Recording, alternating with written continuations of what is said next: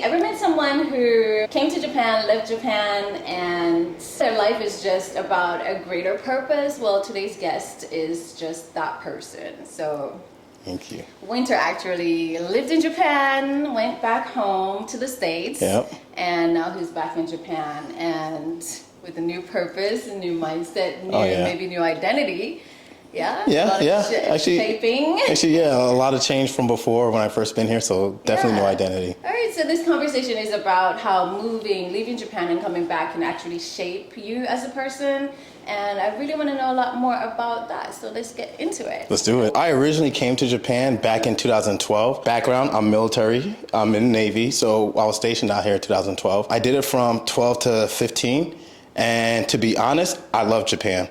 I left because at that time I was the rank of like E5, so petty officer second class or sergeant for some other branches, and I wanted to promote. So I was like, you know what? One of my mentors told me, hey, go recruit in the States. You could promote a whole lot faster. And I was like, you know what? All right, I'll chase that. I'll go back to the States, promote, even though I wish I could have stayed here. And I went back to the States.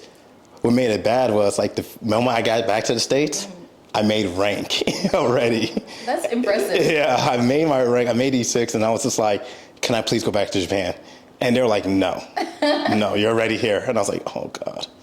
So that's why I left originally. Okay, so you did touch that on your background a little bit. You're military, and maybe a lot of people don't know who you are. Yeah. So you can share a little bit there. Tell us a little bit more about yourself. Okay, so in full general, Leslie Greene-Wynter. So I'm in the Navy. I've been in for 16 years. I've been stationed mainly always on the West Coast, so Hawaii, NorCal, SoCal, Japan 2 times. And yeah, like my job, I help control aircrafts, and now I'm in Japan as a teacher, so it's kind of cool. Well, military instructor, so I think it's kind of cool. I enjoyed the job. That's good. And if you guys are wondering, I'm Francella. Yeah, this is my channel. If you're new, welcome. And if you have been here forever, I hope you enjoy this conversation with Leslie. Thank you. Yeah, let's get a little bit deeper into this conversation. I wanted to know about your impressions, your first impressions of Japan. Because I think that's different for a lot of people. Yes. So 2012, I'll tell you this, Japan was different in 2012. 2012. Oh, that's the same time as me. Really? You're in 2012. Nice. Damn. November. March. Okay. Yeah. So it came around my birthday. Okay. You're a Pisces. The best. Oh, okay. But I got here in November 2012, and just like everybody's thought process, we always said Japan is like the technology capital of the world. I think they're advanced with everything. But what threw me off was I had to pay cash everywhere. Oh. And in America, we just carry card. Yeah. So it kind of really threw me off on one, paying cash for everything. Another thing that threw me off was if you don't understand the culture, like you come here and originally you're just like, oh, I wanted to eat foods that you know. But what you don't realize is the portions out here are a whole lot smaller. So I'll go to like a Italian restaurant or burger shop and everything, and the portions are small. And I had to keep ordering more and more and more. And I realized I'm spending so much money. And I'm like, how do people eat out here? Until I realized if you want something that gives you large portions, you got to eat Japanese food. Ramen, going to izakayas, eating fried rice, stuff like that. All of those, you get larger portions for a lot less price. So it took me a second to realize that, and I was like, oh, okay. I'm happy you mentioned that because, the Japanese, they call it teishoku. Teishoku is a set menu where you get soup, you get rice, you get salad, you get your main stuff. And most of the Chinese restaurants have a huge teishoku set. Japanese restaurant, maybe average or standard, it could be something filling. But like you said, if you just eat somewhere, anywhere, then it could add up. Were you impressed with the plastic display of the food? Yes, that was pretty cool. So, my dumb self, I thought it was real food. No. I thought it was real food. I thought it was real, and I kept looking at it like, how is it preserved that well? Until somebody told me it's fake, it's plastic, and I was like, oh. But I loved it because it showed you actually what it was. And I was like, oh, that looked good. I want what that is. And I think that was a good display instead of just showing photos. And then, this is one thing that was really amazing. How the food looks on display is how the food's gonna come for you. Exactly. Like back in the States, They look so amazing. And the commercials look so amazing on the photos. And then you get it and you're like, this ain't how the photo look. I want my food to look like the photo. So the food, they actually take pride in everything they do here. So I love that. I love that too. So you like Japanese food? I do. Yeah, me too. What's your favorite? On top 5, it will go ramen, gyoza, yakisoba, and gyukatsu. So fried beef. Yeah. Which I think is really good. That's good. That's good. I think those are really nice. Yes. Yeah. For me, it's ramen. Yeah. Okay. Ramen is number 1. Yes. I don't want anything else. Just kidding. I'll eat everything else, but ramen is like my go-to. Everywhere I go, every prefecture, I'm gonna try their ramen specialty, like Hakata ramen or Kyoto. It's just amazing. So you know what's funny? I knew different regions had different ramen. I didn't even know different prefectures. Like for example, because you're from Yokohama, right? Yeah. I didn't realize Yokohama had Yokohama ramen. Yes, it's called iekke. Yeah, I did not know that. Iekke ramen. Whole time I was wondering why people I'll go to Shimbashi and it says Yokohama ramen. I'm like, why would it say Yokohama? Who cares? Until I realized it was its own style. Now I'm just like, oh my God, wait, does other cities have their own style? So I think that's pretty cool. That's cool. That's really dope. So let's go into away from the food a little bit and more towards the travel side, because you said the cash was one of the things that you would tell people to make sure they have cash before when they come to Japan because they're gonna need it.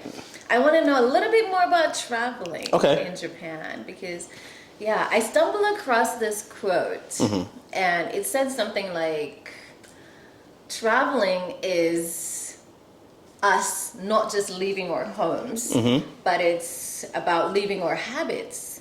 Yeah. And is that true for you? Do you find that you're leaving your habits when you're out and traveling? Yes.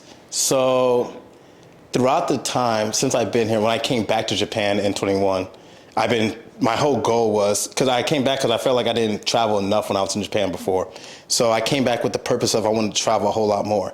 And what I've noticed was from how I traveled back in 21 to how I travel now, it evolved.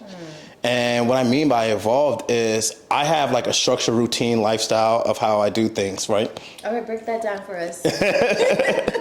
So it's in 2 parts. If I'm not having to be on ship to do training, then it would be, I would start off with cardio in the morning. I like to do fasted cardio in the morning. Either I'll use my row machine or I'll go to the gym and do Stairmasters, or it depends. Each month I do a different challenge. So 1 month would be Stairmaster, next month it would be bike, the next month would be elliptical.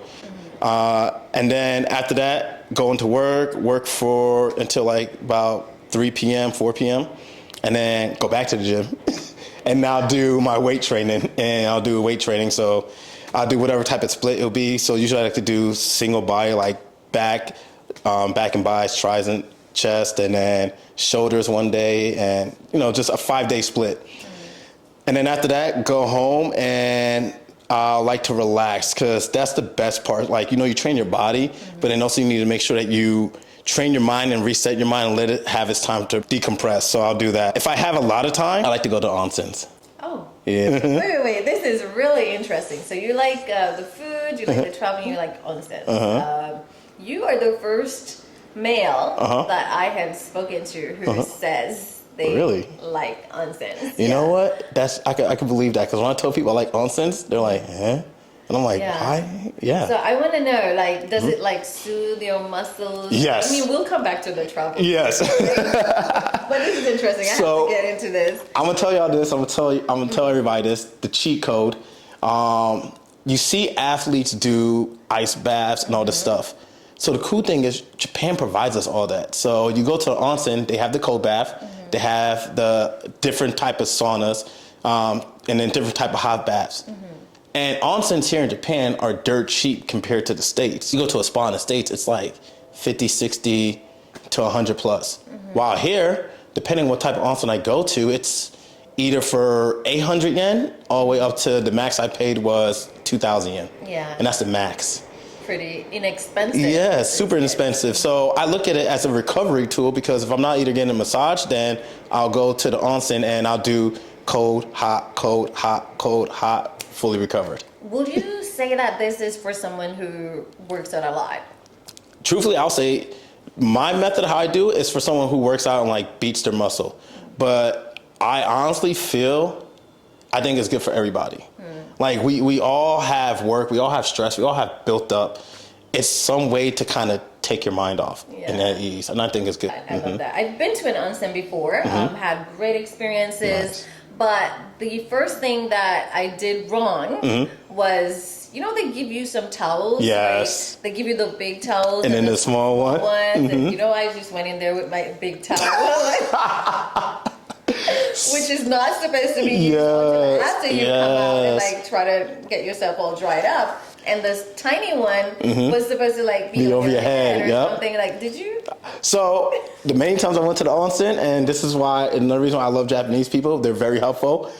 They taught me on the way of every etiquette of what to do, and I learned from there. Because like one of my issues I did was that small towel, I would dip it in the water in the bath to get it like nice and cold, and they'd be like, "Hey, inai." Take the water, dame, take the water and pour it on it. And I was like, oh, oops, my bad. Yeah, so I learned all the etiquette. And then when my best friend came in October, he's from New York. I was like, hey, man, we're going to go to a spa onsen. He's like, oh, okay.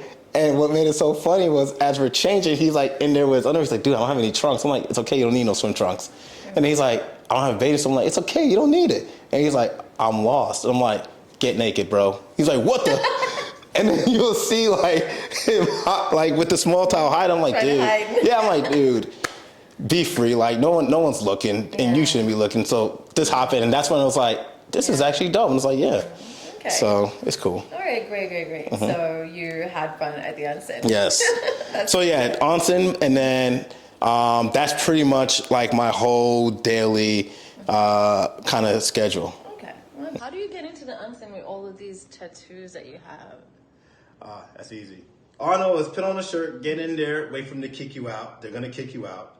And just jump in the water as fast as possible. Okay. Get your time. But once you come out that water, the cleaning lady, dame. And you're like, come inside. And then you leave. Okay. But then there's also tattoo-friendly one. Yes. Okay. Find one of those. It's a lot better. Okay. You don't have to hide. All right. Well, back to the travel. Back to travel. Yes. Where have you been? Oh my God. Where haven't you been? That's better. Maybe that's the question. So I'll say so far the only areas I haven't been was Akita. I always get this one messed up. Aomori. Akita? Aomori. Aomori. Yep, Aomori. That's it. I've been to almost every other prefecture. I've been to Hokkaido for the ice festival, Osaka, Kansai area many times. My favorite was I think it's Shikoku. Shikoku area. Yeah, Shikoku Islands. Yeah, I love. Oh my God, I love it. Wow. That spot is a hidden gem. And if you're watching this, please don't overcrowd it. But I like nature, so like that spot, because not a lot of tourist bus goes there. And then I drove down there, which was like 9 hours. It was just. You felt free. It was beautiful. Okay. Well, that's great. Do you have any advice for people who want to visit Japan and it's their first time? They might be having a lot of questions about these etiquettes that they Google and whatnot, but there are some things that you can't find on Google, right? So are there any things that you would tell them that would make their life a little bit easier when they come here to travel? Yeah, I mean, the biggest one, as everyone knows, try to learn a little bit. It goes a far way, and it shows that you actually care about their culture. Know the seasons when to come here. The summer, unless you come from Florida or a tropical area, you're not ready for it. It's beautiful. The cool thing about Japan is it's a different country every season. So if you come in the winter, it's a different country in the spring. It's a different country in the summer. Truthfully, get your international driver's license and get a rental and actually see the country. I think that's the best thing. I think that's great. Because a lot of people come and they're like, Tokyo, this is dope. Yeah. What I see on TV and I come and see for myself, this is amazing. But they haven't been. They haven't seen it all. Yeah. There's so much like Wakayama area or going to the nice beach areas. Like, it's a lot more. So you love nature. So how do you feel when you leave the city? I can breathe. So I'm a city boy. Like, I'm born and raised Brooklyn, New York. So Shout out to Brooklyn. yeah, every place I've been stationed was a major city. So I always been used to city life, but going out in nature and being connected, it's a breath of fresh air, figuratively and literally. It's beautiful. It's some things that photos just can't capture. Like I like to take photography and I'll do shots on it. Yeah. But being there, it's a different essence, and it's good. What's the best shot you've taken? I'll say Shikoku, there's this one bend where there's a statue called Peeing Boy. Okay. And I was able to get the whole bend and the whole area. It was cool because like I took that photo not knowing that there was a whole nest of snakes underneath me. Oh. Yeah, because I saw a snake and I was like, ugh. And I jumped off where I was standing and I looked and I saw a whole bunch of snakes there and I was like, oh, wow. Wow. That is crazy. But it was worth the shot. It was definitely worth the shot. I think that was probably my best. That was so beautiful. So you got to go there in the daytime, people. Yes. Snakes. Watch out for snakes on the plane. And random monkeys. Monkeys just roam free out there. Really? Yeah. Wow. Do they take your stuff? Like I've been to India and they take my stuff there. No, they're just running to get towards wherever the little spot is. So the biggest thing is like see them crossing the streets. That's like the biggest thing. All right. Well, that's good. Thank you for sharing Hey, that. no problem. You touched on a lot of workout routine, and I know this is your thing. That's your vibe. You love working out. I do. I was reading a book, and I stumbled on a line in the book that said, we don't rise to the level of our goals. We fall to the level of our systems. So do you think having a system in place for workout is how you actually get a better habit of working out all the time? Yes, of course. My system for it and like how I stay consistent with it is it's my mindset. So my mindset, right? It's you brush your teeth every day, right? You take a bath every day, right? You put on clothes and you wash your clothes every day, right? Because you have to. You know, that's normal life. It's a normal habit. It's a normal habit, same as working out. So like when I talk to people and they're like, I don't like to and all that, I'm like, you're making a workout sound like it's work. Yeah. It's part of your life. If you brush your teeth, then do a few push-ups. Like if you make it a part of your life, you'll understand. I don't know. It's just, it works. So I look at working out the same as taking a shower or brushing your teeth or washing your clothes and your sheets. It's something you have to do regardless. Yeah. Okay. I use support situation, which is because my apartment is so tiny. It's like if I get out of bed, I'm seeing the refrigerator, I'm seeing the windows, I'm seeing everything. Yeah. But that's Japan for me. And I try to take out my yoga mat, my outfit. Like every time I get out of bed, that's the first thing I see. Nice. And it kind of reminds me like, hey, we're gonna go run today. Yep. So are you ready to go stretch? Like that. So that's my system. But like after I work out and stuff, I just do a smoothie. Oh yeah. Like, yeah, that's my system. That's nice. Yeah. How about you? What do you do afterwards? So after a workout, where I go to work out, it's like on the 4th and 5th floor. And then on the 3rd floor, it's like a little shop. And I'll just go straight down to the shop and grab a protein drink. Okay. So I can hit the protein as soon as possible. And then I head home and start cooking dinner. And I'll go to the grocery like Sanwa, stop at Sanwa, grab me some pre-marinated meats, and then go home and cook some dinner. Okay. And then that's like part of my system. Yeah. That sounds nice. Yeah. Interesting. Okay. Simple. Very simple. So if you're watching, guys, get a system, get a routine. It's not that difficult. Yeah. It's practically easy. Thankfully, Japan makes it a lot easier for us because I know back at home it's so easy to meal prep. Here, it probably is easy to meal prep, but for me, meal prepping used to be grab a bunch of meat, put it on the grill, grill it, chop it up, put it in containers, I'm done. Here, I can't grill because of my apartment, so go to groceries out here, which they already have pre-marinated stuff, and then just grab it, put it in my air fryer, I'm done. Okay, good. That's nice. Yeah. I don't have an air fryer, so I have to like do it on the stove. Yeah. But I try not to eat out a lot because I don't want to eat crazy. Yeah, I try to too. Yeah. And now that I got Uber Eats, I'm like, oof, it's so simple out here. So your go-to right after workout is your protein shake all the time? Okay. Yep, gotta hit that so that way it kind of feeds my muscles that I broke down. What's your workout song? My workout song? Go to. I got a playlist. My Chemical Romance, which is like rock. Okay. And then for a while, it was Meek Mill's. Like, because his rap style is just screaming into whatever he does. So I was like, okay, yeah, I like this. It's bumping. I like it. But if I forget my if I forget my headphones and I'm working out like without anything, I'm too much in my head. Okay, I got it. All right. Well, thank you for sharing that. Of course. That's amazing. So this is like the fire round. Okay. It's about some sweet little truths that are related to your workout. Mm-hmm. So you just answer right off the bat. Okay? Let's go. I'm ready. So morning or evening workout? Evenings. Go to workout song. Anything Meek Mill's. Workout move or warm up move? Rubber band stretches right before working out. Gym or nature? Gym. Oh, and what's one thing that you go straight to after you work out? Protein shake and then hopefully some chicken. All right. So now my turn to ask you, even though you probably got some time to think about it, but all right, you ready for this lightning round? Yeah. Morning or evening workout? Workout song. Just the natural air.